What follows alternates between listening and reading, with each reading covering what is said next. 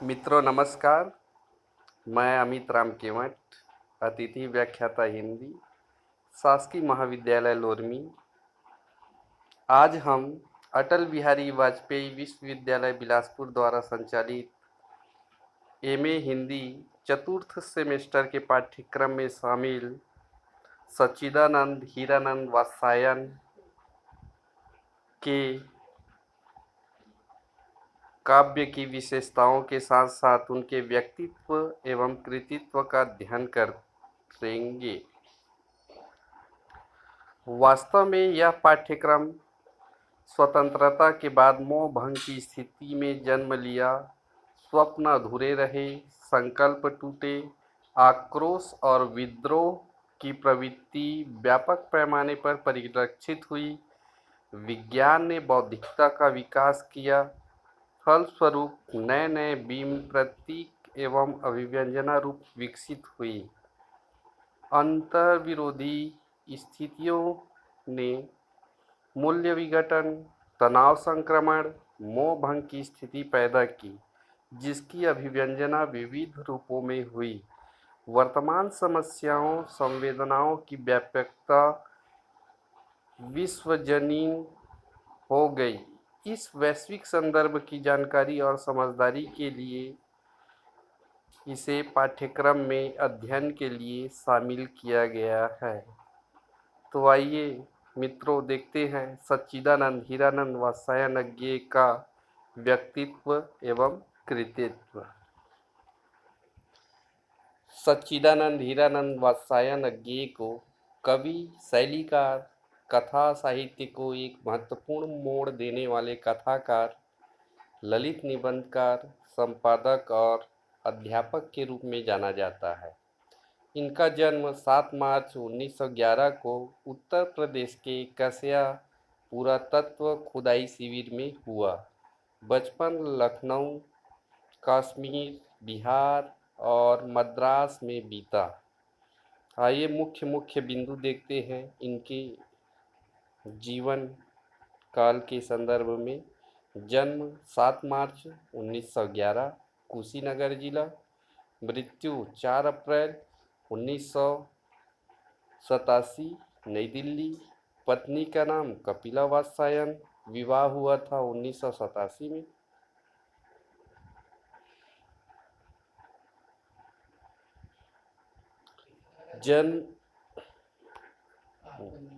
जन्मभूमि कुशीनगर, उत्तर प्रदेश।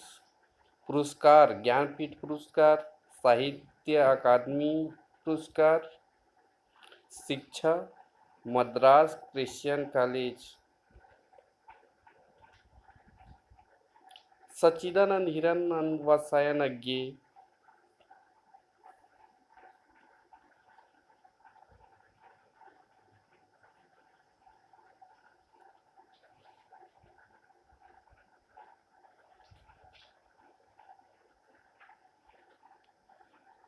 अंग्रेजी में एमए करते हुए क्रांतिकारी आंदोलन से जुड़कर बम बनाते हुए पकड़े गए और वहां से फरार भी हो गए।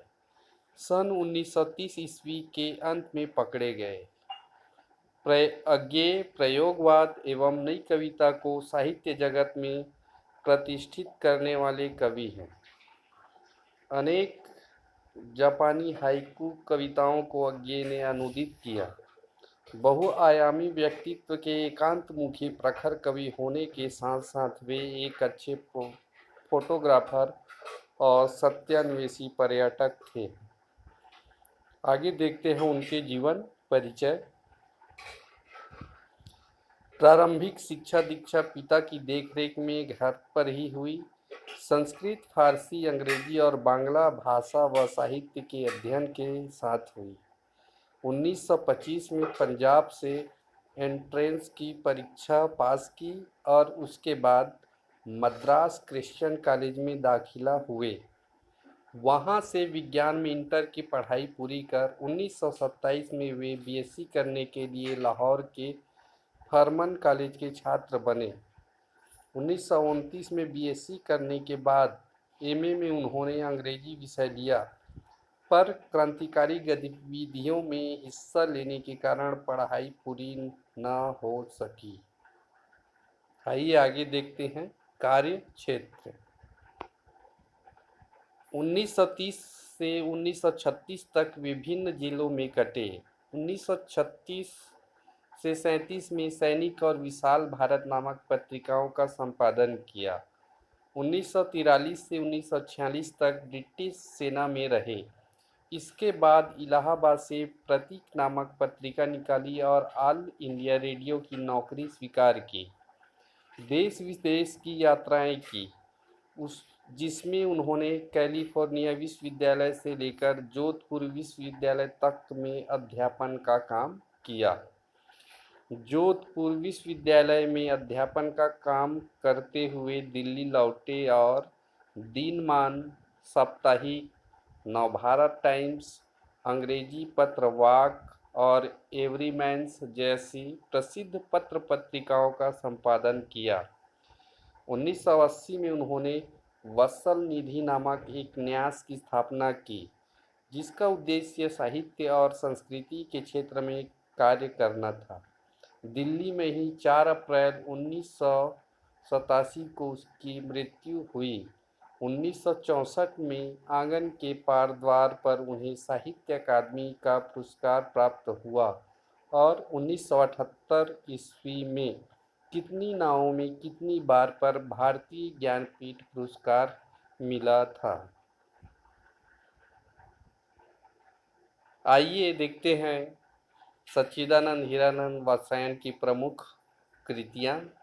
इनके कविता संग्रह है भग्नदूत 1933, चिंता 1942, इत्यलम 1946, हरी घास पर क्षण भर 1949, बावरा अहेरी 1954, इंद्रधनुष रौदे हुए ये 1957, अरि ओ करुणा प्रभामय 1959, आंगन के पार द्वार 1961, कितनी नावों में कितनी बार 1967, क्योंकि मैं उसे जानता हूँ 1970, सागर मुद्रा 1970, पहले मैं सन्नाटा बुनता हूँ 1974, महावृक्ष के नीचे 1977, नदी की बाँक पर छाया 1981, prison date and other poems, ये अंग्रेजी में है।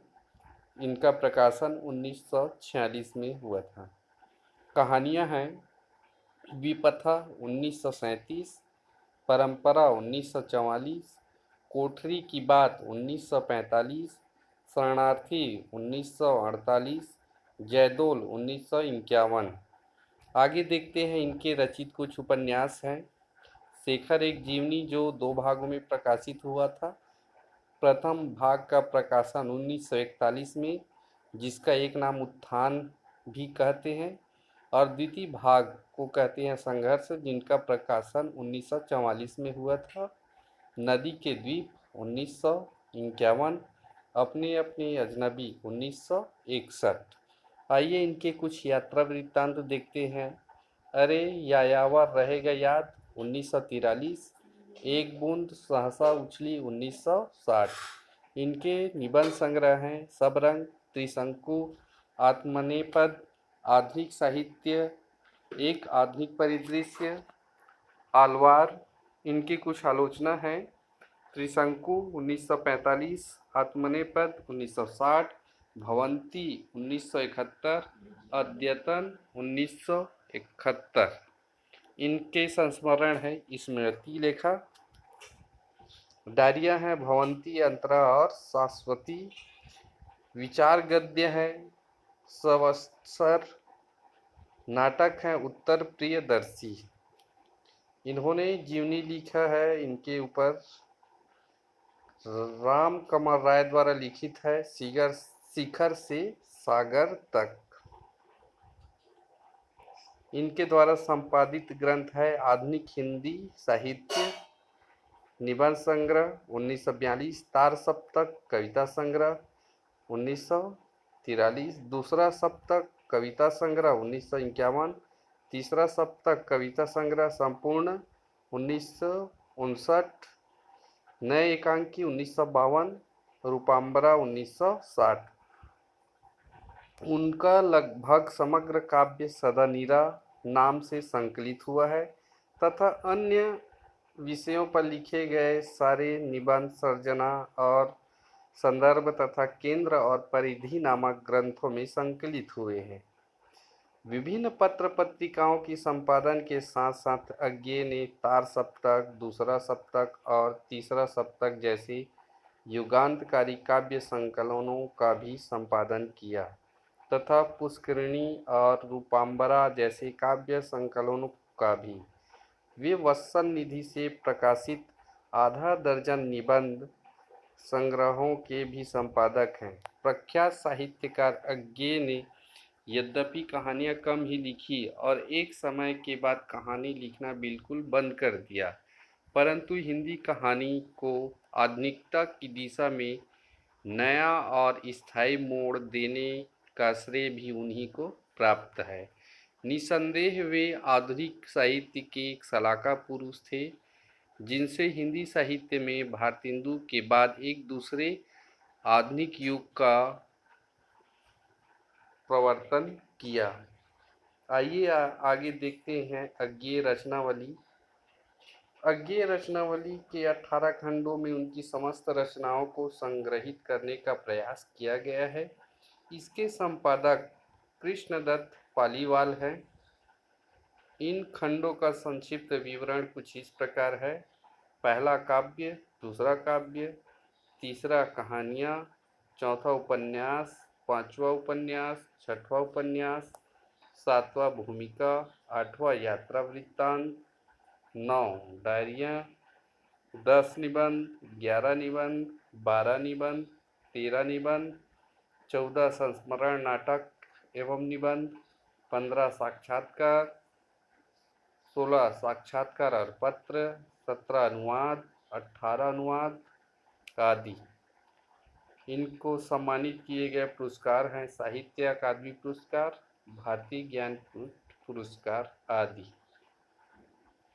मित्रों, यह था प्रयोगवादी काव्य के जनक सच्चिदानंद हीरानंद वात्स्यायन का सामान्य साहित्यिक जीवन परिचय। मित्रों नमस्कार, धन्यवाद।